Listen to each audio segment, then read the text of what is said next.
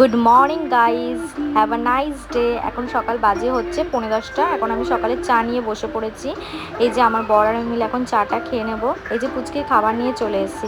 আর সবাইকে জানাই আমার অনামিকা প্রিয়াঙ্কা টাইম স্টোরিতে আপনাদেরকে স্বাগত। যারা আমার নতুন ভিউয়ার্স তাদেরকে জানাই ভালোবাসা ও অনেক শুভেচ্ছা অভিনন্দন। এই যে আমার পুচকি এখন সকালে ব্রেকফাস্ট করবে, চলে এসছে। তার আজকে নিয়ে এসেছি চিয়া সিড দিয়ে, তারপরে আরও ওর মধ্যে অনেক রকমের ড্রাই ফ্রুট মিক্স করে সেটা দুধ দিয়ে খাচ্ছি। এরপর রান্নাঘরে চলে এসেছি পুচকিকে খাইয়ে।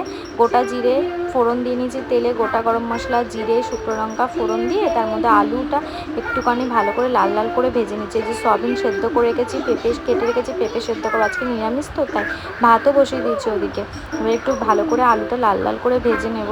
সয়াবিনটা আমি ভেজে নেব পরে, ওটা এখন অত ক্লিপে দেখালাম কেন, আমি তো আগেও সয়াবিন রান্না করা দেখিয়েছি না, তাই জন্য তেমন একটা ক্লিপে দেখালাম না।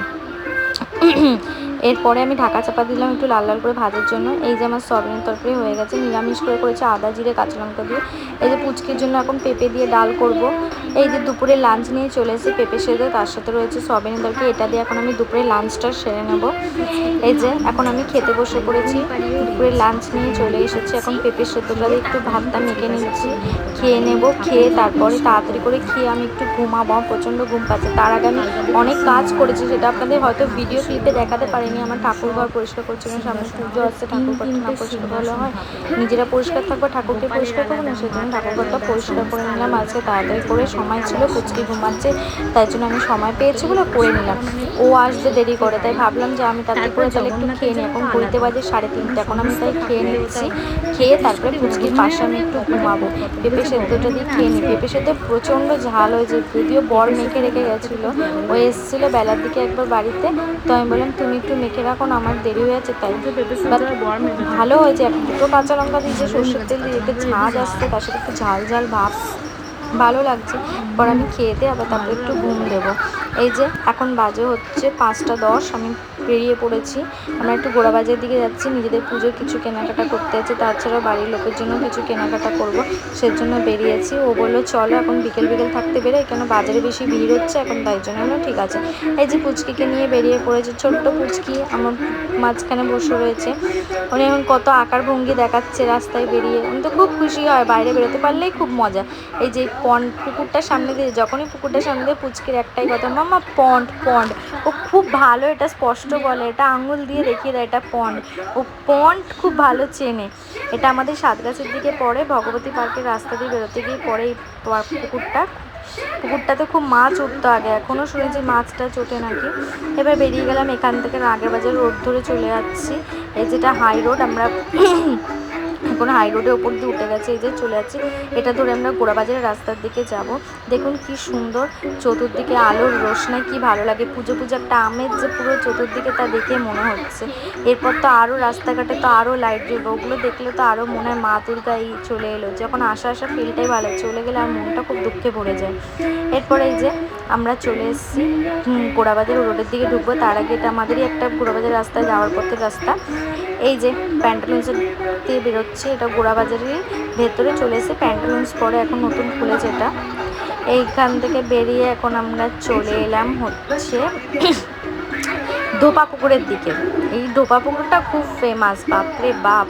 এখানে মানুষের কত আড্ডা, কত বাচ্চা কাচ্চারা খেলার অনেক কিছু করেছে, আগে এত ছিল না, এখন সব এগুলো করেছে বাচ্চাদের জন্য বড়দের জন্য।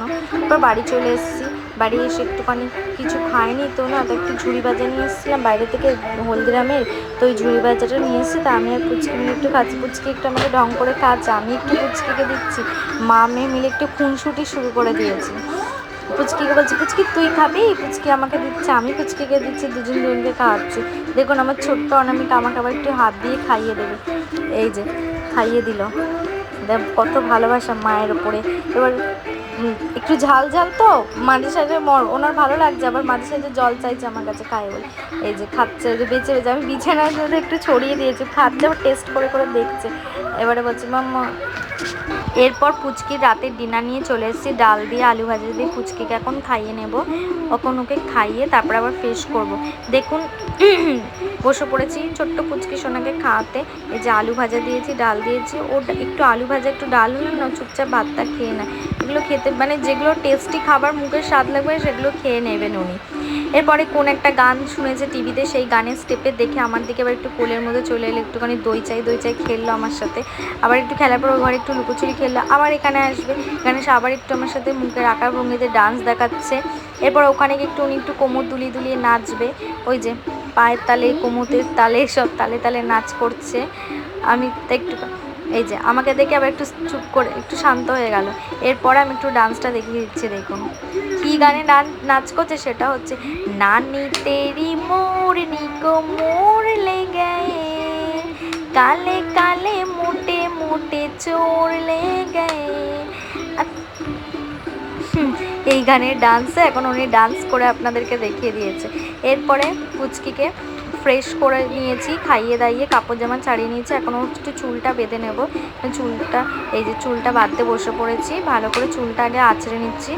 মাথা ওকে রোজ আমি সপ্তাহে 2 দিন শ্যাম্পু করাই তো, আর বাকি দিনগুলোকে তেল মাখাই, তার জন্য ভালো করে না চুলটা না ভালো রাখলে হবে না। আর চুলে যত্ন না নিলে না বাচ্চাদের ছোটোবেলা এখনকার দেখি তো বাবারে সবসময় বাচ্চাদেরকে হেয়ার ওয়াশ করে, এত হেয়ার ওয়াশ করে চুল ড্যামেজ হয়ে যায় না। যে আমি প্রতিদিন কী করি, ওর চুলটাকে ভালো করে আঁচড়ে একটা বেনুনি নালে একটা খোপা দুপাশে জুটে এগুলো বেঁধে দিই, কেন কি চুলটা ভাই মেয়ে সন্তান চুলের যত্ন না নিলে হবে না। কি এখন যে চুলটা ভালো করে বেঁধে দিচ্ছে, এই যে একটা বেনুনি করে দেবো। উনি কি ব্রাশ নিয়ে বসে পড়েছে, ব্রাশ করছে, উনি অনেক কিছু করবে এখন, আর ধারণা করার বাইরে যে পাকা বাচ্চা। এই যে চুলটা সুন্দর করে বেনুনি করে দিচ্ছি। আবার একটু রাতেবেলা কোন বাচ্চা ব্রাশ করে যায় না, করে তারা কলগেট দিয়ে ব্রাশ করে, ইনি কলগেট ছাড়া একটা ব্রাশ নিয়ে বসে পড়েছে ব্রাশ করতে। এটা ব্রাশ করা হচ্ছে না, এটা বদমাশি করা হচ্ছে। আমি বললাম পাউডার খায় না, কিন্তু পাউডার আবার দেখো গায়ে কী করে মাখে সেটা দেখাচ্ছে। আমি এইভাবে হাতে নিই না, নিয়ে ওর মাঝে গায়ে দিই, তো সেটাও দেখেছে। বন্ধুরা যদি এরকমই আরও নিত্য নতুন ভিডিও আপনারা দেখতে চান অবশ্যই আমাকে কমেন্ট বক্সে জানাবেন, আর ভিডিওটা যদি ভালো লাগে অবশ্যই একটা লাইক করবেন, কমেন্টস করবেন এবং বেশি বেশি করে শেয়ার করবেন, যাতে আমি আবার আপনাদের সহযোগিতা আরও নতুন নতুন ব্লগ বানাতে পারি। ততক্ষণের জন্য বাই বাই বন্ধুরা।